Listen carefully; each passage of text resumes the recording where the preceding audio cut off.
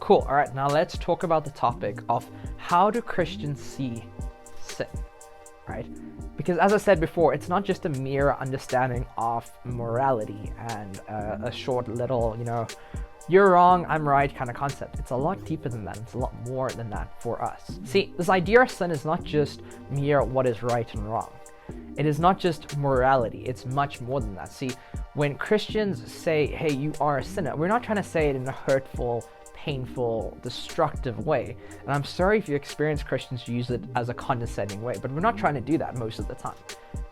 We mean it from a concerned, caring perspective.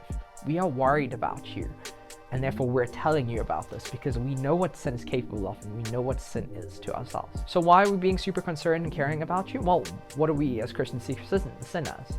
We see sin as being a disease. It inherently consumes you.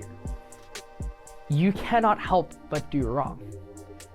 And you have no other way of doing right. We cannot help ourselves. When we see something that is wrong, bad, immoral, or self-gratifying, we cannot help but turn to it. It inherently consumes you and it swallows you up to the point where sometimes you don't even want to do certain things, but you still do it. And you don't even understand why you're doing certain things, but you still do it. It inherently consumes you.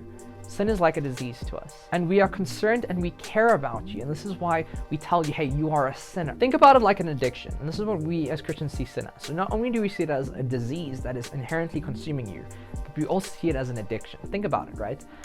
An addiction inherently consumes a person. They are not able to stop. Their entire lives are based around it. They are constantly pulled towards it. If you speak to people who have had addictions, they'll tell you that sometimes they don't even want to do it, but they just cannot stop. There are times when their lives feel like it's based around it, but it leaves them empty and broken. This is exactly how we as Christians see sin. This is exactly how we as Christians see sin, where in the moment it feels great, awesome, and amazing, but it leaves you feeling empty, hurt, broken, and unsatisfied.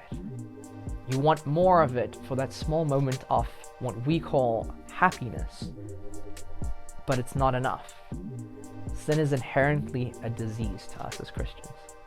See, we as Christians even believe that the laws are actually designed to show you exactly that you are inherently a sinful being who is drawn more towards wrong than right. We don't believe the laws or the ideas of what rules are is what saves you. We believe that those rules show you exactly what you cannot do, that you are inherently wrong and drawn to wrong from the inside. See, here's the thing, right? In order to get a cure for a disease, you have to first admit that you actually have a disease.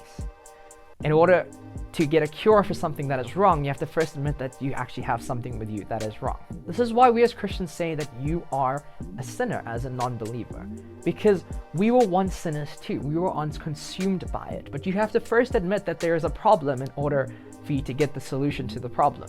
I mean, you can live your lives avoiding the problem and pretending like you don't have a specific disease, but the moment you admit it is the moment we can work on getting the cure. We as Christians, we had that disease and we are consumed by it. We're no longer anymore. We tell you you are a sinner because we were once also sinners and we did not have the ability to control this disease. We tell you out of genuine care. We don't tell you to be condescending, rude, or mean. We can tell you, hey, listen, I know where to get help. And I know how to get you out of this disease.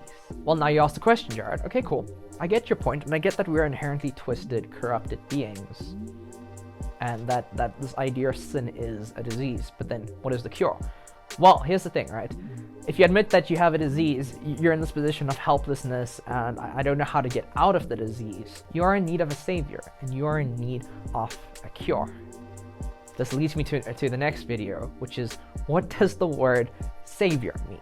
Which we're going to get into next time, so you don't want to miss that one. So whether you are a believer and you're watching this video and like, hey, I actually didn't realize that's what sin is, I didn't see sin like that, or I actually always thought sin was just merely right or wrong, I hope you understand a little bit more. And if you're an unbeliever and you're watching this and you used to get super offended when a Christian would call you a sinner, I hope this video has helped you understand what we as Christians mean when we say you are a sinner.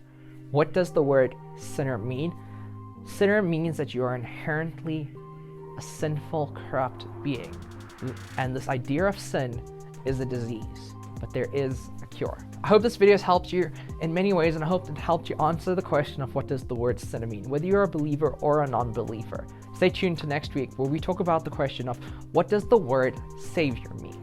On behalf of Unpacking Grace, we'd just like to say that we love you, we hope you guys are safe, and that we are here for you. We are a family. Thanks guys for watching. See you guys next week.